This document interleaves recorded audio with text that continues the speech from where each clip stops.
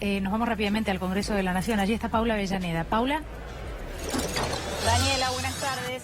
Y una sesión que se está llevando adelante en medio de disturbios, dentro y fuera del Congreso. Por un lado, los incidentes que tuvimos la oportunidad de ver a través de la pantalla de C5N y por otra parte lo que está pasando acá adentro, porque no es una sesión que esté para nada tranquila. De hecho, en este momento hay un corte porque están reunidos los jefes de bloque con el jefe del operativo de seguridad para ver qué pasa, porque muchos diputados piden que se suspenda esta sesión. Una sesión que sabemos que puede llevar 15 horas aproximadamente, que comenzó a las 11:30 de la mañana y que ya se interrumpió por segunda vez. Está con nosotros el diputado Daniel Filmus. Vamos a hablar con él, hacer algunas reflexiones acerca de lo que fue esta sesión, donde vimos, por un lado, incidentes afuera, pero por dentro también vimos cómo algunos diputados se maltrataban. De hecho, vimos muy cerca mismo algunos diputados del oficialismo. Gracias, Filmus, por su tiempo.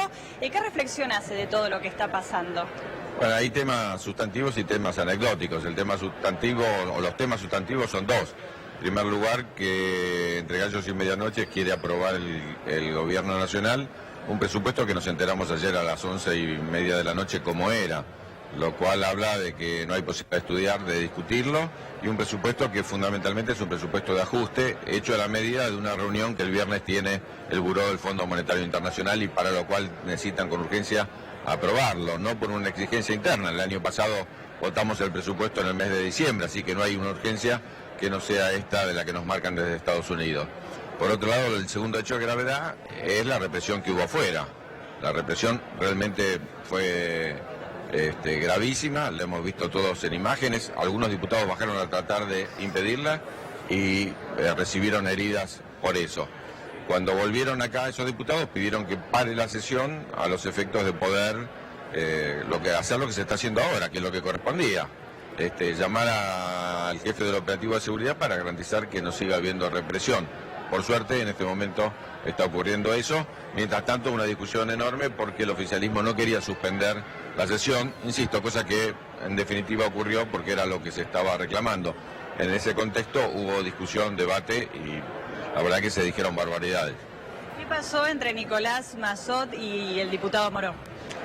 Bueno, el diputado Massot lo empezó a invitar a pelear afuera al diputado Morón. Yo estaba cerca del diputado Massot y salí a decirle que ese no es el mecanismo de resolver las diferencias en democracia, que lo que hay que hacer es discutir y debatir en el Congreso, y él insistió en reiteradas ocasiones que después lo puso en un tuit, ¿no? Como que no tenía, que era cobarde Moró si no salía a pelear, y me parece que la pelea no es el mecanismo, insisto, que el pueblo está esperando que los diputados y diputadas resolvamos aquí en el Congreso un tema que es central, que es el tema del presupuesto. Uno puede tener discursos, puede tener promesas de campaña, pero después se define cómo es el futuro y qué política tiene el gobierno en un presupuesto. Ahora, cuando uno ve este presupuesto que ajusta absolutamente en todo y solo coloca recursos en lo que hace a el pago de los servicios de la deuda, es grave. Yo estudié especialmente el tema de ciencia y tecnología, educación y cultura, y es de una gravedad sin precedentes. El recorte que hay que saberlo, el recorte que hay preanuncia que no van a iniciarse las clases el año que viene, preanuncia que no vamos a tener coros, orquestas, preanuncia que vamos a realmente a sufrir un año donde el bolsillo de todos los argentinos y argentinas y el trabajo se va a resentir fuertemente. Sin ir tan lejos, ¿no? Porque estamos cerca de fin de año, siempre es una época sensible. ¿Cómo lo ve en esta oportunidad? No, yo lo veo desde una perspectiva que nosotros tenemos que garantizar que sea en paz el fin de año, que sea atendiendo las necesidades que tiene nuestra gente. Lo que uno ve hoy es cada vez más angustia y preocupación en la mayoría de los argentinos, no solo los más humildes, también los sectores medios, porque claramente plantea una imposibilidad de mantener niveles mínimos de consumo, ¿no? Yo leía estos días lo que pasó respecto, por ejemplo, del Día de la Madre, una caída del 17% del consumo. Leía lo que pasó en el seminario IDEA, el 84% de los empresarios decía que estamos peor que lo que estábamos hace un año. Hay un consenso general, no solo en los sectores más humildes, en los más populares, sino que las políticas de este gobierno están llevando fuertemente a una crisis sin precedentes en la Argentina. Por eso, el llamado nuestro al gobierno es a que rehaga el presupuesto, que lo estudie nuevamente, que envíe un presupuesto que se acorde a las necesidades que tiene nuestra gente. Daniela Adrián, el diputado, los está escuchando. Gracias, Paula. Filmus, buenas tardes. Bueno, primero que nada, preguntarle, en el caso de que se vote efectivamente el presupuesto en la jornada de hoy allí en Diputados, ¿no? Bueno, en horas de la noche, la madrugada, habrá que esperar. ¿Usted entiende que esto tendrá que ser leído como un aval al gobierno de Mauricio Macri?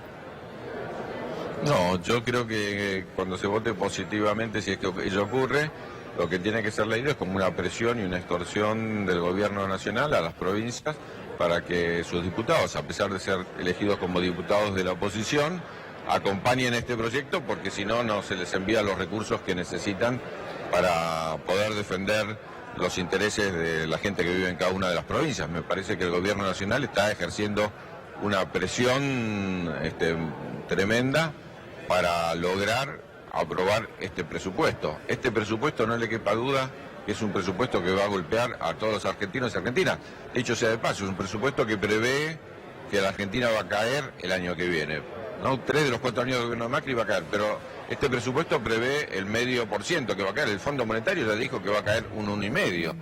Quiere decir que ni siquiera el propio Fondo Monetario le cree al gobierno argentino la magnitud de la crisis que vamos a tener. Ahora, diputado, el gobierno en la campaña del 2015 decía que la Argentina iba camino a Venezuela, y esta semana el Banco Mundial difundió un informe diciendo que en el 2019 la economía argentina va a tener el peor desempeño de los países de América Latina después de Venezuela. ¿Qué cree? Sí, no tiene sentido comparar dos países tan distintos. Lo que sí uno ve es que nosotros tenemos, insisto, en 4 años de gobierno de Macri, 3 de caída. Cuando nosotros analicemos la Argentina en diciembre del 2019, va a ser más chica que la Argentina de diciembre del 2015. Este gobierno lo que hizo fue aumentar la pobreza, aumentar la desocupación, aumentar la indigencia y que caiga la economía. Fundamentalmente en los aspectos que hacen las pequeñas y medianas empresas, que son las que generan empleo. Por eso es tan golpeado el empleo y aumenta tanto la desocupación. Y mirando hacia adelante, lo que uno ve es que la única columna en todo el presupuesto que aumenta es la columna que hace al pago de servicios de la deuda externa. Quiere decir que todo el ajuste que estamos haciendo, todo el esfuerzo que estamos haciendo todos es para pagar afuera, no para invertir esos recursos para que mejore las condiciones de vida de los argentinos.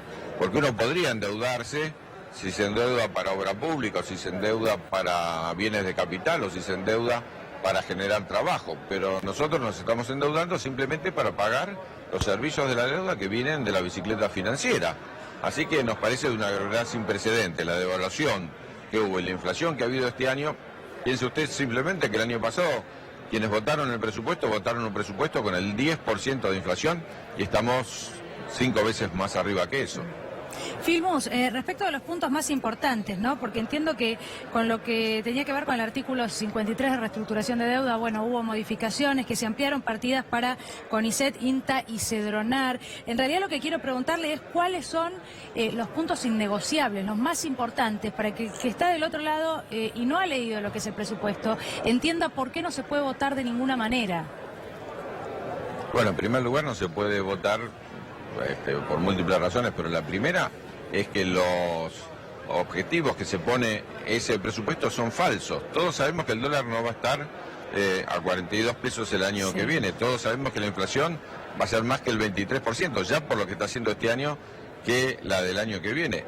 Así que, como el año pasado, aquellos elementos básicos sobre los cuales se basa el presupuesto, que es crecimiento, que ya dijimos que el Fondo Monetario dice 3 veces menos crecimiento, o más de crecimiento, hablemos con propiedad, que lo que dice el gobierno. La inflación y el valor de cambio del dólar ya sabemos que son falsos, pero cuando uno ingresa, lo que ve es que ha habido un recorte en el área de educación, que ha habido un recorte en el área de ciencia y técnica, en el área de cultura, en el área de salud, en el área de trabajo, en el área de vivienda, y son recortes enormes.